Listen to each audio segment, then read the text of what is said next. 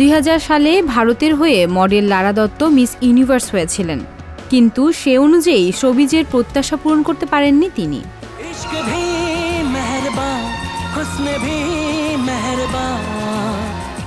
2003 সালে অক্ষয় কুমারের সঙ্গে আন্দাজ সিনেমা দিয়ে বলিউডে অভিষেক তার।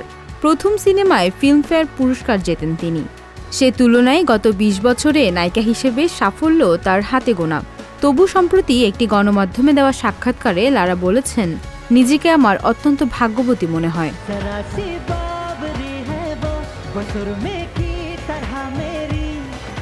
এক সময়ের আলোচিত এ নায়িকা বলেন, যা পেয়েছি তাতেই আমি সন্তুষ্ট, বরং 20 বছর পেছনের দিকে তাকালে নিজেকে আমার অত্যন্ত ভাগ্যবতী বলে মনে হয়।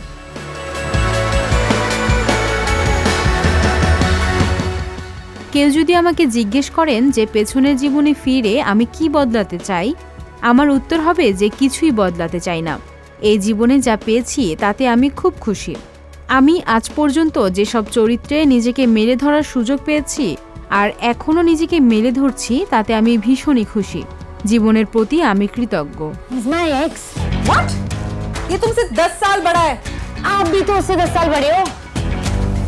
সাক্ষাৎকারে ভালোবাসা সম্পর্কে নিজের চিন্তাভাবনা প্রকাশ করেছেন লারা। তিনি বলেন, আমি মনে করি প্রেমের কোনো বয়স নেই, শুধু টিনেজরাই প্রেম করতে পারে এরকম কোনো মানে নেই। যে কোনো বয়সে ভালোবাসা হতে পারে, আর ভালোবাসা সবসময় রোমান্টিক হতে হবে তারও কোনো মানে নেই।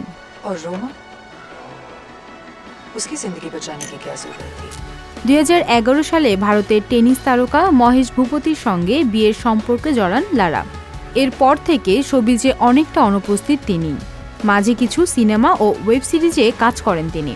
এর মধ্যে উল্লেখযোগ্য হচ্ছে বেল বটম সিনেমা। এতে লারা ভারতের সাবেক প্রধানমন্ত্রী ইন্দিরা গান্ধীর চরিত্রে অভিনয় করেন।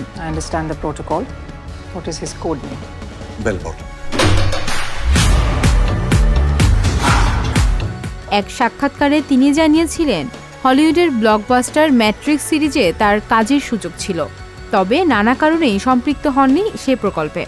এখন স্বামী ও কন্যা সন্তানকে নিয়ে তার জীবন। বেছে বেছে চিত্রনাট্য করে সীমিত সংখ্যক কিছু ছবি ও সিরিজে কাজ করেন তিনি। সামিয়া বিন্দু, সংবাদ প্রকাশ।